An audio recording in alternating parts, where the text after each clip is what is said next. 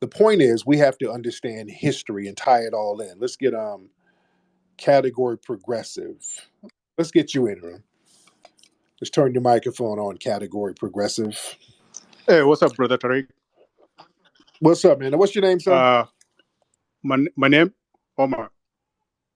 Omar. Now, Omar, where are you from? I see you in our room a lot, in our rooms. Where you Yeah, from? so I'm from East Africa, man. I'm both Nilo-Saharan and I'm also Cushitic. My mother's side is Borana from Eastern Kenya, and my dad's side is Nilo-Saharan, so from West Sudan. Okay, all right. So from Sudan and Kenya. Yeah. Now, who's that in your profile picture? Because that ain't That's you. me. I know That's me, man. That's me. I ain't never seen the motherfucker from Sudan swole like that. Well, swelling up is just like going to the gym, bro. But I used to be skinny, Okay, you must eat giraffe meat or something to get that fucking strong from your area. But go ahead. What's on? Yeah, I don't eat giraffe meat, but I could if I needed to. So No doubt. everything you say about African Americans are true, man. Like I know a lot of things, including the lady who invented the GPS and all those things, And most of the time, I wish, like I was just talking to another Black American, and he shared some information about these inventors, and I'm like, these are the kind of content you need to be flooding the Twitter with, not just these celebrities, that create stereotypes, So I agree with everything you say. I only have one disagreement with you on the issue of immigrants, So if you allow me, for instance, most FIBA people think that Africans who came here because FIBA fought for them to come here. This actually is not true. And if you give me a minute, I can explain. Okay. So in the 60s, during the height of Cold War under Jeff Kennedy, because of geopolitics, most countries were taking sides, either with the communists or with the capitalists, the West. Now, you are very informed, and I know you know this. If you didn't, I know you'll look it up and you can get back to me on this. But African diplomats who were in DC, and DC was just across the street from the South, which is Virginia. Most Africans during segregation, the diplomats were being really mistreated. They were not allowed to stay in some hotels. They were not allowed to eat in restaurants, use public bathrooms. And this word got out about African diplomats being mistreated. So the Russians started using this as a political ploy. They started saying, like, well, you see, these people in the West, the capitalist system, they're talking about human rights, but see how they treat diplomats in their country. So Russia was also fighting for African support during the geopolitical fight. So Jeff Kennedy had this, and he got really furious about this. It's like, all right, this is getting embarrassing. We need to find a way to solve this segregation thing, so diplomats from Africa can access any restaurant they want to go to. They can sleep in any hotel they want to stay in. So this kind of pushed up the integration of Black people, and especially Africans into What? What? No. What?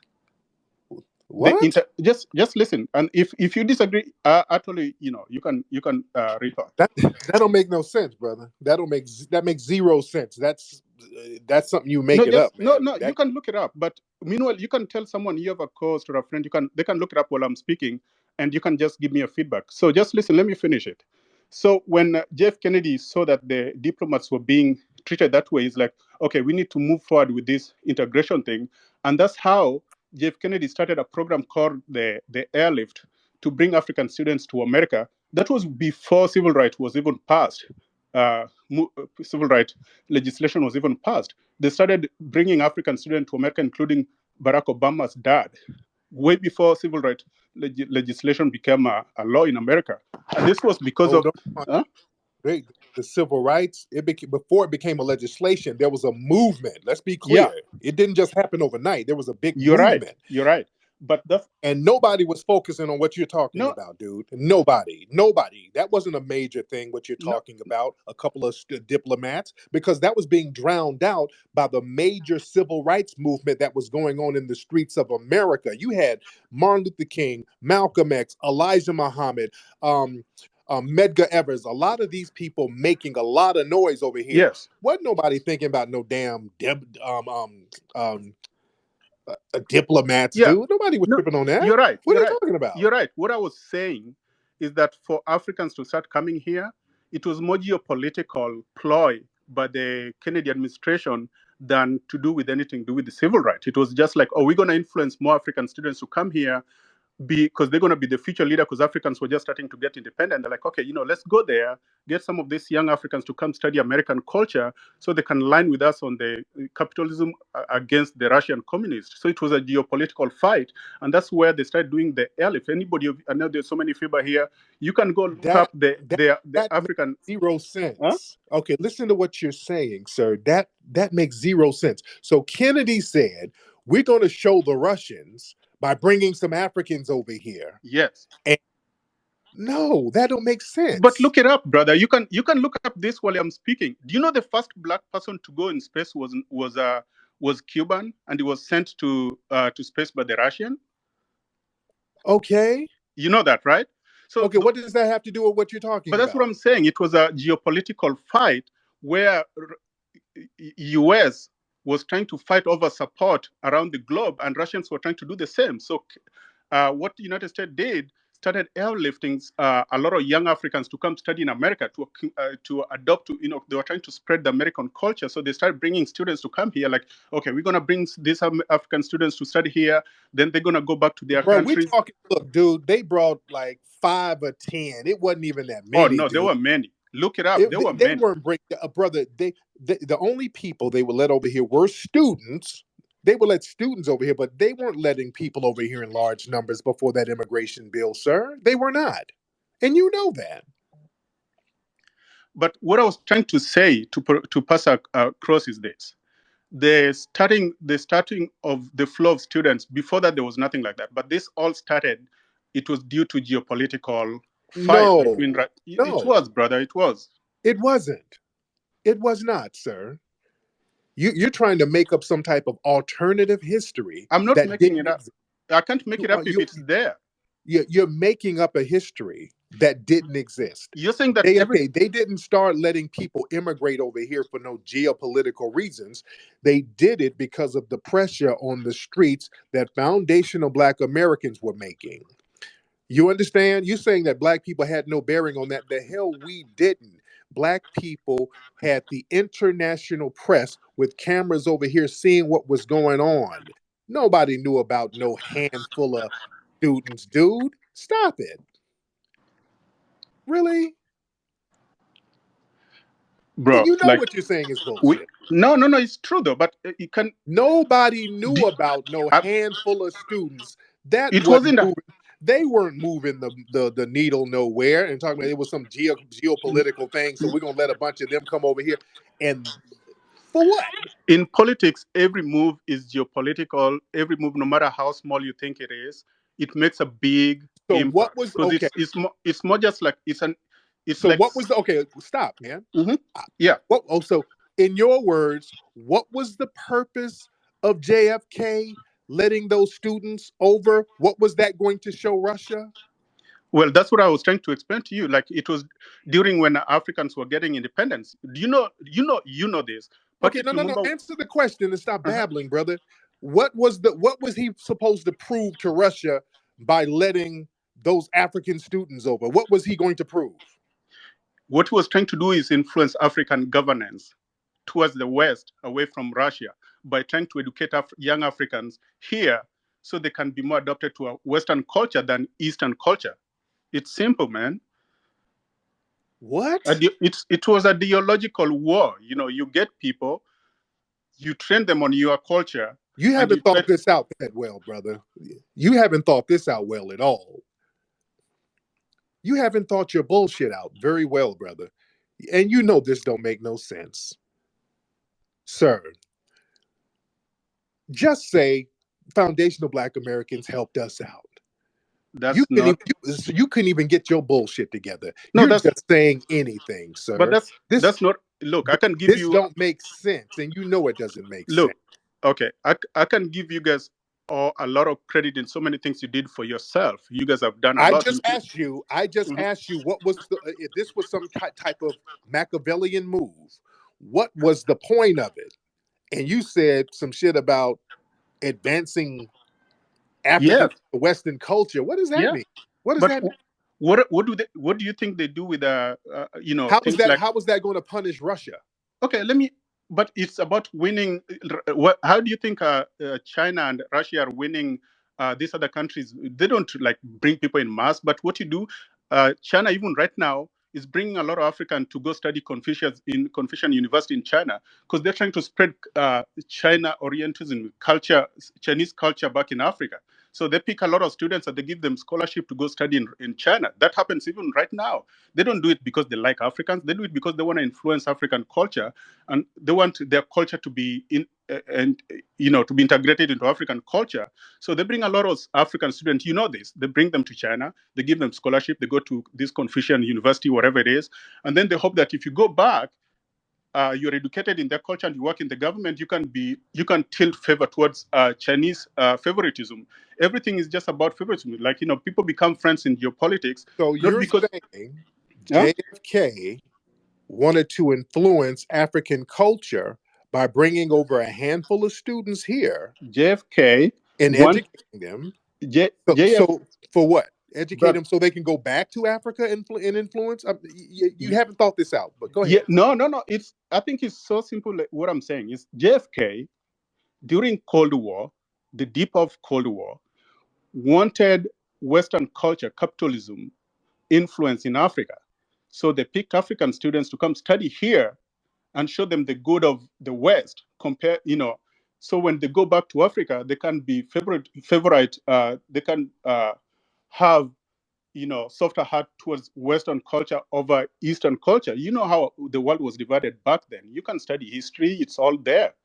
So these things happens, man. You go, you take someone, Dude, and no. okay. I mean, No, if you dude. disagree, it's fine. I'm just telling Dude, you. and you don't. You know that's the most asinine justification to try to deny foundational Black Americans out here in these streets making of that noise pushing for the immigration bill. It was foundational Black Americans pushing for that immigration bill off the momentum of the civil rights movement because they didn't after the bill was passed, all non-white groups started coming over. You Yeah, but understand?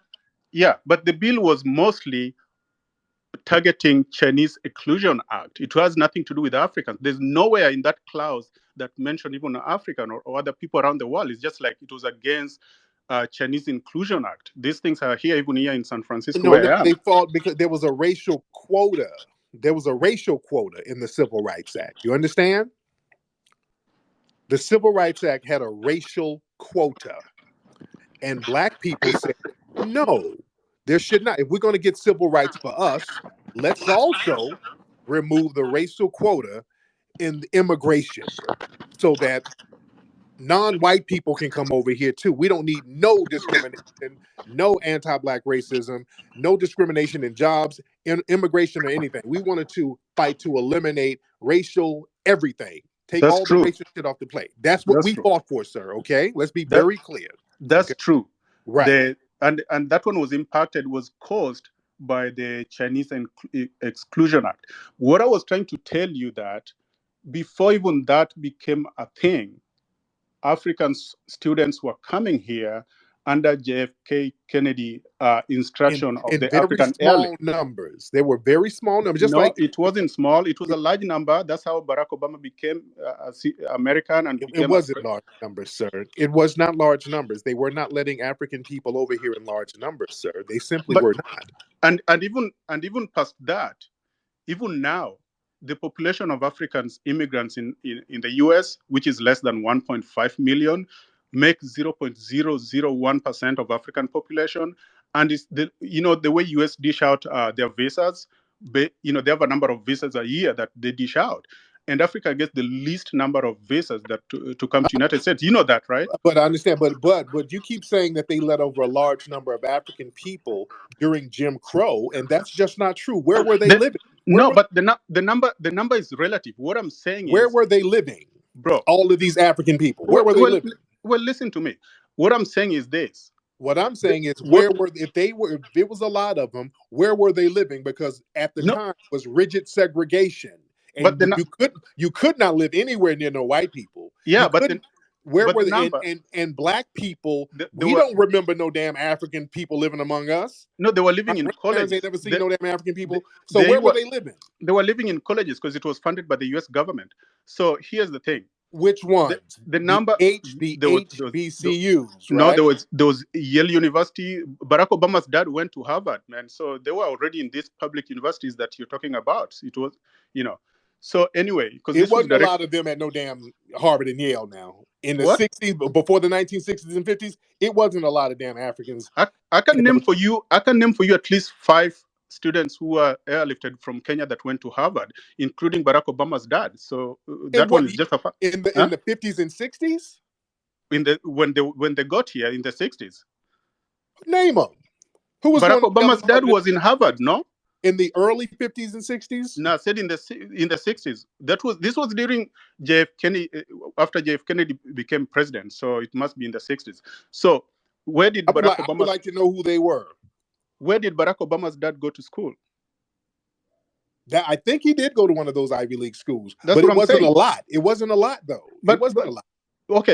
Okay, Tariq. Because So W.B. Du Bois, I think he went to Harvard and Yale too, years before. So yeah, there were some black people going to Yale at okay, one, but so the contention here is that the number, right? You think that it's not a large number, it's a handful, and I think that the number is large based on what I think is large.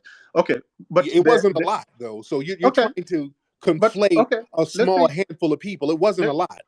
let's say It it couldn't wasn't have a been a lot. lot because I understand the socio-political climate at the time, and they Okay, simply it could not have been a lot of them. It had okay, to be like a handful. so let's say it wasn't a lot. Let's go with your number. Okay, it wasn't a lot. It was a handful. But what I'm trying to say, that was the breaking of the ceiling that No, allowed not the Africans. breaking of the ceiling, sir. That That's was not where the breaking of the ceiling. No, you're trying to pin the, um, I guess, the Immigration Act on that instead of the black people in large numbers who were in the streets by the thousands, really putting in work. You're trying to negate that was seen all around the world. Black people in the media, the international press, in the streets, all around the world. You trying to negate that to say that a handful of African students really broke the ceiling, and that's some bullshit. That's bullshit, sir. so All right. Thank you so much. Because you're gonna repeat the same thing, and I don't want to hear the same thing. That's just bullshit. All right, and he's just gonna try to remix his bullshit. That's bullshit. That just no. No. What's up, Tia? My sister in here. Everybody say what's up to my sister Tia up in here. Everybody say hi to my sister. Now, family, that's the problem. See, the fact that we're reminding people that the Immigration Act was because of foundational Black Americans fighting. So now people want to try to remix history to negate that fact. Oh, can y'all hear me? Wait, somebody said they can't hear me. If you can hear me, raise your hand. If y'all can hear me, raise your hand. Oh, can you guys hear me? Raise your hand. Okay, everybody else, raise your hand. If y'all can hear me, raise your hand. Okay, I need some hands raised. Everybody raise your hand if you can hear me. Okay. All right. My sister says she can hear me. Tia, my sister has a janky phone. Tia, I'm going to have to buy you a phone, dear. She's like, brother, I cannot hear you. She texted me, said, I can't hear you. Tia, it is your raggedy phone. My sister got a janky Obama phone. All right. Everybody can hear me, Tia. We're good to go. All right. Let me get another person here. Let's get Freckles in here. I think Freckles might be Middle Eastern. Let's get Freckles in here. Miss Freckles, turn your microphone on, ma'am. Hello? Hello, Freckles. And I'm waiting on you to turn your microphone on. Now my sister's texting me saying it was her phone. There you go. All right, Freckles, get on. And while we're waiting on Freckles, we'll do Lunac. Lunac, while we're waiting on Freckles, we'll get Lunac in here. Lunac, hop on in. Turn your microphone on, Mr. Lunac. All right, Mr. Lunac, turn that microphone on, sir. Oh shoot! I was just raised my hand. What's up, Tariq?